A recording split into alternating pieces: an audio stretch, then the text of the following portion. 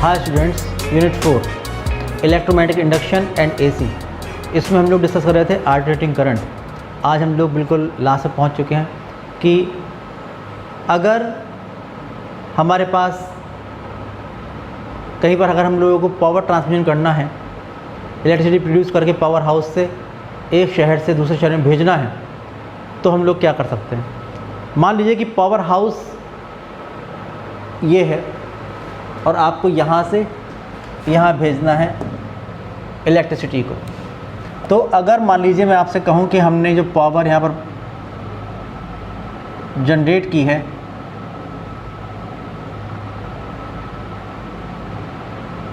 ये 22,000 वाट है। जो रिक्वायर्ड वोल्टेज होता है मान लीजिए 220 वोल्ट होता है। तो आप जानते हैं कि I = होता है P/V।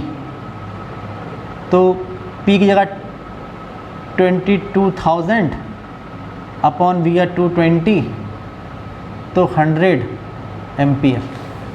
अगर आप ये मान लीजिए कि ये DC थी, पहले DC ही यूज़ करते थे और आप लोगों ने उसको यहाँ से यहाँ भेज दिया, तो आप जानते हैं कि ये जो वायर से आप भेज रहे हो इलेक्ट्रिसिटी एक जगह दूसरी जगह पर, तो अगर कितना भी कम रेजिस्टेंस मान लो, इसका रेजिस्टेंस आप 1 ओम ही मान लो, अगर मान लीजिए, तो कितनी पावर वेस्ट हो जाएगी in the form of heat. तो I² × R, तो I² कितना हो गया 100 का स्क्वायर और इंटू R कितना है 1 मान लीजिए, तो 10,000 वाट। इतना तो कम हो गया। तो 22,000 में से 10,000 तो कम ही हो गया, तो बचे कितना 12,000 बचा। इतना ह्यूज अमाउंट में जो पावर थी वो वेस्ट हो गई तारों पर ही, ये जो वायर से आप भेज रहे थे इन पर ही वेस्ट हो गई। और दूसरी बात ये कि जो वोल्टेज था, अगर ये वायर है, ये वायर लेंथ है, इसका कितना रेजिस्टेंस है 1 ओम। I कितना है 100, I कितना 100 एम्पियर। तो I × R, जो वोल्टेज ड्रॉप हुआ इस लाइन पर, जो वोल्टेज ड्रॉप हुआ वो हुआ I × R। I कितना है 100, R कितना है 1, तो 100 वोल्ट का वोल्टेज ड्रॉप हो गया। तो अगर मैं आपसे कहूँ सिर्फ अगर मान लीजिए 100 वोल्ट का वोल्टेज ड्रॉप मान लें, तो 220 वोल्ट से 100 वोल्ट का वोल्टेज ड्रॉप हो गया, तो कितना रह गया 120 वोल्ट रह गया। तो आप देखिए कि पावर का भी लॉस हुआ, वोल्टेज भी डाउन हुए, वो भी हमने रेजिस्टेंस बहुत कम माना है तब ऐसा हुआ है, लेकिन इतना कम रेजिस्टेंस होता नहीं है इसलिए। और दूसरी बात ये कि जब आप लोग यहाँ से यहाँ पर इतनी हैवी करंट को आप भेजोगे, तो आप लोगों को काफ़ी मोटे वायर चाहिए होंगे, काफ़ी हैवी केबल होगी, और हैवी केबल को सपोर्ट करने के लिए आप लोगों को बहुत सारे पोल्स लगाने पड़ेंगे। तो इसका मतलब ये हुआ कि वो कॉस्ट वैल्यू भी बहुत बढ़ जाएगी, बहुत महंगी पड़ेगी। एक तो लाइट पहुंच नहीं पाएगी, और दूसरी बात ये कि फिर वो बहुत महंगी पड़ेगी, बहुत कॉस्ट उसकी बहुत बढ़ जाएगी। इसलिए हम लोग क्या करते हैं, हम लोग DC यूज़ नहीं करते, और अगर AC यूज़ करते हैं तो भी उसमें ट्रांसफार्मर यूज़ करते हैं, क्योंकि DC में ट्रांसफार्मर है, चोक कॉइल है, इसका यूज़ हो ही नहीं सकता, ये केवल AC में यूज़ हो सकते हैं। इसलिए हम लोग अब DC जगह AC यूज़ करते हैं। तो AC में हम लोग क्या करते हैं, आप देखिए हम लोग जो AC यूज़ करते हैं, AC का ट्रांसमिशन करते हैं, AC में हम लोग ट्रांसफार्मर्स यूज़ कर लेते हैं, step up transformer and step down transformer. जो भी पावर ट्रांसमिशन होना है उसमें आप देखें कि यहाँ पावर हाउस से आपने इलेक्ट्रिसिटी जनरेट करी, इलेक्ट्रिसिटी जनरेट करने के बाद ये पावर है, वोल्टेज 220 वोल्ट और करंट 100 एम्पियर। तो आप लोगों ने यहाँ से क्या काम किया, स्टेप अप ट्रांसफार्मर का यूज़ किया, और स्टेप अप ट्रांसफार्मर यूज़ करके मान लीजिए कि हम लोगों ने जो वोल्टेज था उसको कर दिया, आपने मान लीजिए वोल्टेज को 100 टाइम्स बढ़ा दिया, तो हो गया 22000, ये हो गया नया वोल्टेज। तो करंट कितनी हो जाएगी, वो ये वाली करंट से और कम हो जाएगी, कितनी 1/100 टाइम्स हो जाएगी। करंट अगर वोल्टेज हमारा 100 टाइम्स हो गया है तो करंट 1/100 टाइम्स हो जाएगी, तो करंट हो जाएगी 1 एम्पियर यहाँ पर स्टेप अप ट्रांसफार्मर से। और अगर आपने इसको कर दिया 1000 टाइम्स, तो ये केवल 0.1 एम्पियर ही रह जाएगी। ये डिपेंड करता है कि आपको किस रेशो में करंट कम करना है, उसी रेशो में आप लोग वोल्टेज बढ़ा दोगे। जब आप वोल्टेज यहाँ पर बढ़ा दोगे, जब आप वोल्टेज यहाँ पर बढ़ा देंगे तो अब जो पावर हीट की फॉर्म में वेस्ट हो रही थी P-H, वो होगी I² इंटू R। अब करंट कितनी होगी 1 एम्पियर और इंटू 1, तो केवल 1 वॉट इतनी पावर हीट की फॉर्म में वेस्ट हो जाएगी। और वोल्टेज ड्रॉप कितना हो जाएगा इस केस में, जो वोल्टेज ड्रॉप होगा VD' ये होगा I into R is equal to 1 into 1, इसका मतलब 1 वोल्ट का ड्रॉप हो जाएगा। ठीक है, तो 1 वोल्ट का ड्रॉप हो, कोई बात नहीं, कितने में 22,000 वोल्ट में 1 वोल्ट का ड्रॉप हो गया। और क्योंकि करंट बहुत ही कम हो गई है, इसलिए आप लोग बहुत ही थिन वायर से उसको आप भेज सकते हो यहाँ से यहाँ।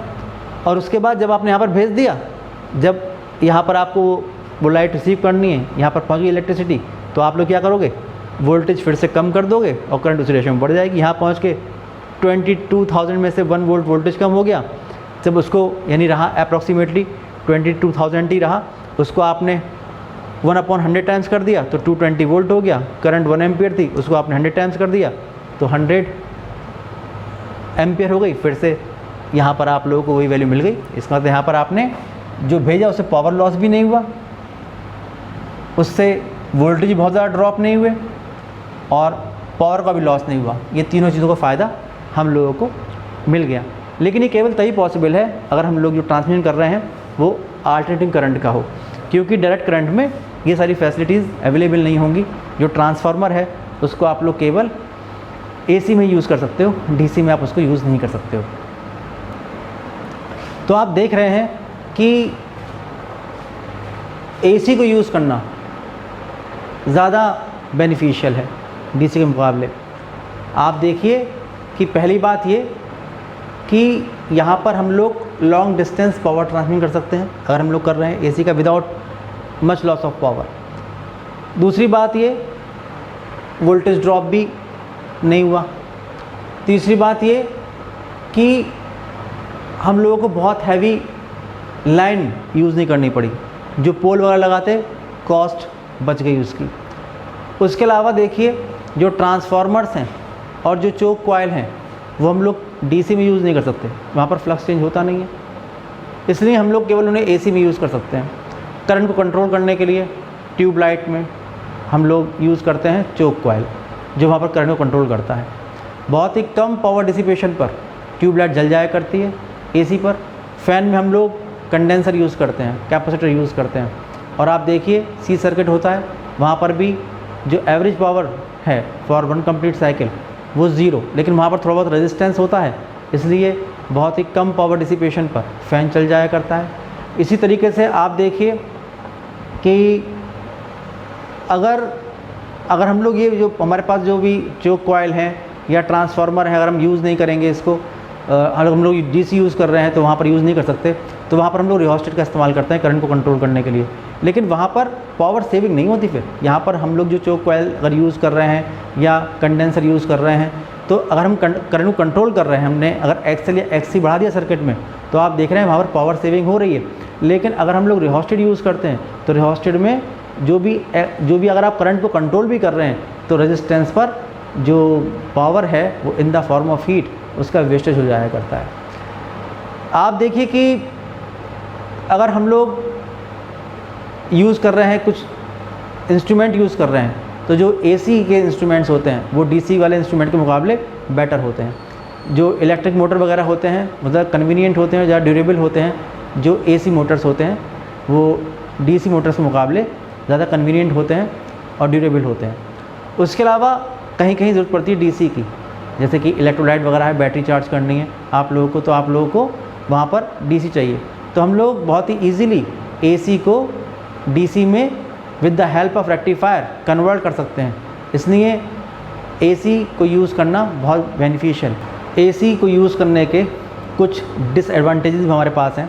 आप देखिए कि अगर हम लोग AC यूज़ कर रहे हैं और बाई चांस टच हो गया हमारा हाथ वायर से, तो अगर हमने बात की 220 वोल्ट DC की तो उसका मतलब 220 वोल्ट है।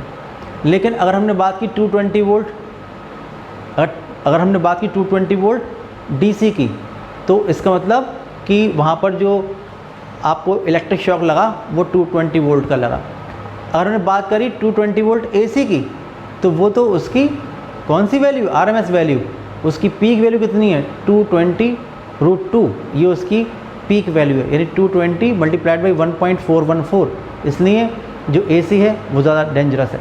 उसके बाद आप देखें अगली बात ये आती है कि अगर हम लोग आपने देखा होगा कि अगर आप लोग एक वायर लेते हैं, उसको आपने वायर को छीला तो आप देखिए बहुत सारे वायर निकलते हैं उसके अंदर। ऐसा क्यों होता है?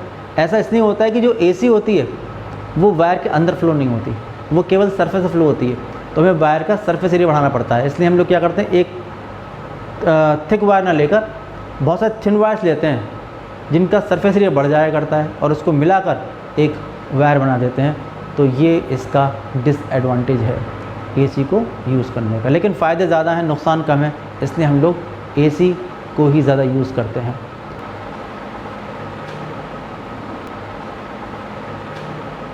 आज इतने रखते हैं, यूनिट कंप्लीट हो गई है, बाकी जो यूनिट्स बची हैं उनको भी जल्दी कंप्लीट करेंगे।